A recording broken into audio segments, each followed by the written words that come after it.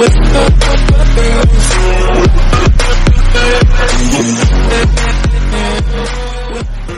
Friends, मैं आपका अपना फ्रेंड अजय यादव आज आपके लिए लाया हूँ एक नए वीडियो जिसमें हम सूक्ष्म जैविकी अर्थात माइक्रोबायोलॉजी के अंतर्गत अध्ययन करेंगे। तो हम सबसे पहले सूक्ष्म जीव क्या होते हैं उनके बारे में जान लेते हैं। तो सूक्ष्म जीव यह विज्ञान की वह शाखा है जिसके अंतर्गत सूक्ष्म जीवों के अध्ययन करने का कार्य किया जाता है।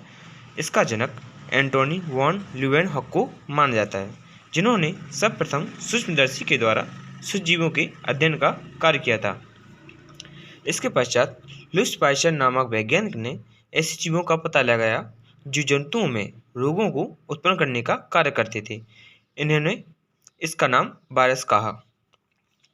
सूक्ष्म जीवों के अंतर्गत ऐसे जीव आने का कार्य करते हैं जिन्हें नग्न आंखों के द्वारा नहीं देखा जा सकता है। इस प्रकार के जीवों को सूक्ष्म जीव कहते हैं। अब हम पढ़ेंगे सूक्ष्मदर्शी क्या है। तो सूक्ष्मदर्शी ग्रीक भाषा का शब्द है जिसमें सूक्ष्म अर्थात माइक्रो का अर्थ होता है छोटा यानी स्मॉल या लघु होता है, जबकि स्कोप या दर्शी का अर्थ देखने की क्रिया को से होता है, अर्थात वह यंत्र जिसके द्वारा सूक्ष्म जीवों को देखने का कार्य किया जाता है सूक्ष्मदर्शी कहलाता है।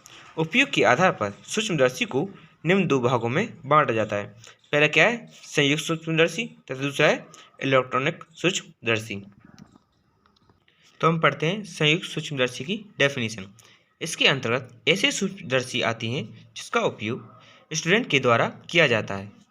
इसे उपयोग में लाने के लिए सूर्य के प्रकाश की आवश्यकता होती है। आप पढ़ेंगे इलेक्ट्रॉनिक सूक्ष्मदर्शी।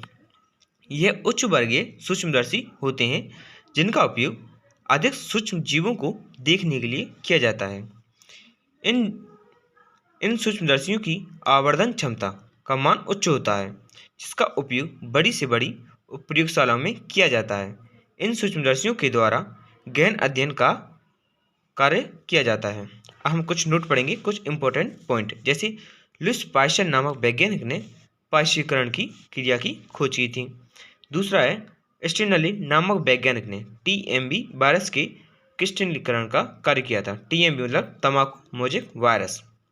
हम पढ़ेंगे टीओ टाइनर नामक वैज्ञानिक ने वायराइड की खोज को करने का कार्य किया था। अब हम पढ़ेंगे सूक्ष्म जीवों की परिभाषा। तो यह ग्रीक भाषा के 3 शब्दों से मिलकर बना हुआ शब्द होता है, जिसमें माइक्रो का अर्थ छोटा होता है, जबकि बायोस का अर्थ जीव या एवं लोगस का जीव होता है, एवं लोगस का अर्थ अध्ययन से होता है, अर्थात जीव विज्ञान की वह शाखा जिसके अंतर्गत सूक्ष्म जीवों की क्रियाओं का अध्ययन किया जाता है सूक्ष्म जैविकी कहलाती है। अब हम पढ़ेंगे सूक्ष्म जीविकी की शाखाएं, अर्थात सूक्ष्म जीवों की कितनी प्रकार की शाखाएं हैं। तो जीवाणु विज्ञान, यह विज्ञान की वह शाखा है जिसके अंतर्गत जीवाणुओं के अध्ययन का कार्य किया जाता है, जीवाणु विज्ञान कहलाती है। फिर इसकी दूसरी शाखा है वायरस विज्ञान या बायोलॉजी। इस शाखा में वायरस के अध्ययन का कार्य किया जाता है, इसलिए इस विज्ञान को वायरस विज्ञान कहते हैं। हम पढ़ेंगे कवक विज्ञान अर्थात माइक्रोलॉजी। जीव विज्ञान की वह शाखा जिसमें कवकों, फफूंदी एवं यीस्ट आदि का अध्ययन किया जाता है, इस प्रकार के विज्ञान को कवक विज्ञान कहते हैं।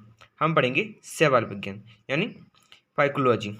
जीव विज्ञान की वह शाखा जिसमें शैवाल यानी एल्गी के अध्ययन का कार्य किया जाता है, इस प्रकार के विज्ञान को शैवाल विज्ञान कहते हैं। हम पढ़ेंगे प्रोटोजोआ या आदि जंतु विज्ञान। तो इसके अंतर्गत प्रोटोजोआ के अध्ययन का कार्य किया जाता है, इस प्रकार के विज्ञान को प्रोटोजोआ विज्ञान कहते हैं। इसके बाद इसकी छठवीं शाखा है माइक्रोबियल आनुवंशिकी, अर्थात इसके अंतर्गत सूक्ष्म जीविकी की आनुवंशिकता के अध्ययन का कार्य किया जाता है, इस प्रकार की विज्ञान को माइक्रोबियल आनुवंशिकी विज्ञान कहते हैं। हम पढ़ेंगे माइक्रोबियल आकारिकी, अर्थात इसके अंतर्गत सूक्ष्म जीवों की आकारिकी के अध्ययन का कार्य किया जाता है। इसके बाद पढ़ेंगे माइक्रोबियल वर्गीकी।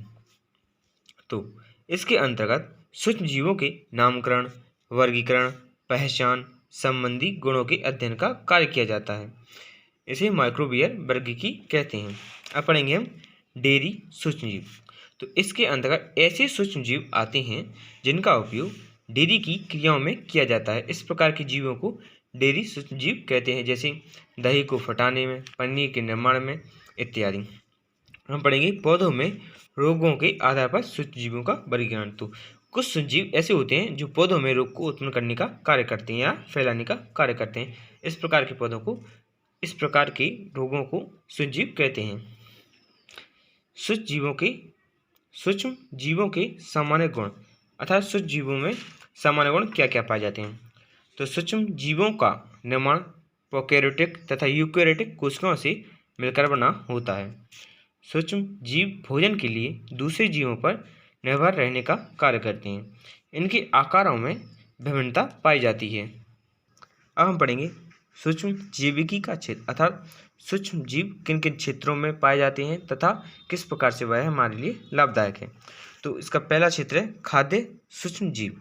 इसके अंतर्गत ऐसे सूक्ष्म जीव आते हैं जो भोज्य पदार्थों को सड़ा गलाकर उन्हें नष्ट करने का कार्य करते हैं। इनके द्वारा भोज्य पदार्थों जैसे पनीर ब्रेड को सड़ने का कार्य करते हैं। हम पढ़ेंगे द्वितीय औद्योगिक सूक्ष्म जीव। इसके अंतर्गत ऐसे सूक्ष्म जीव आते हैं जिनका उपयोग औद्योगिक स्तर पर किया जाता है, जैसे ब्रेड के निर्माण में सैकरोमाइसिस सेरेबेसी नामक जीवाणु को उपयोग में लाया जाता है। इसी प्रकार एल्कोहल का निर्माण करने के लिए ईस्ट आदि को उपयोग में लाया जाता है। हम पढ़ेंगे तीसरा कृषि सूक्ष्म जीव। इसके अंतर्गत ऐसे सूक्ष्म जीव आते हैं जिनका उपयोग कृषि क्रियाओं को करने के लिए किया जाता है। यह मृदा में पाए जाने वाले कार्बनिक पदार्थों को सड़ा गलाकर नष्ट करने का कार्य करते हैं तथा इन्हें मृदा में मिला दिया जाता है। इस प्रकार के सूक्ष्म जीवों को कृषि सूक्ष्म जीव कहा जाता है, जैसे मैथेनो जीवाणु आदि। हम पढ़ेंगे औषधीय सूक्ष्म जीव। तो इसके अंतर्गत ऐसे सूक्ष्म जीव आते हैं जिनके द्वारा औषधि के निर्माण का कार्य किया जाता है। इस प्रकार के सूक्ष्म जीवों को औषधीय सूक्ष्म जीव कहते हैं। उदाहरण के रूप में पेनिसिलियम नोटेटम नामक कवक के द्वारा पेनिसिलिन पदार्थों को प्राप्त किया जाता है, जिसका उपयोग दर्द निवारक औषधि के रूप में किया जाता है। हम पढ़ेंगे जल सूक्ष्म जीव। तो इसके अंतर्गत ऐसे सूक्ष्म जीव आते हैं जिनका उपयोग जल के स्रोतों को साफ करने के लिए किया जाता है। इस प्रकार के सूक्ष्म जीवों को जलीय सूक्ष्म जीव कहते हैं।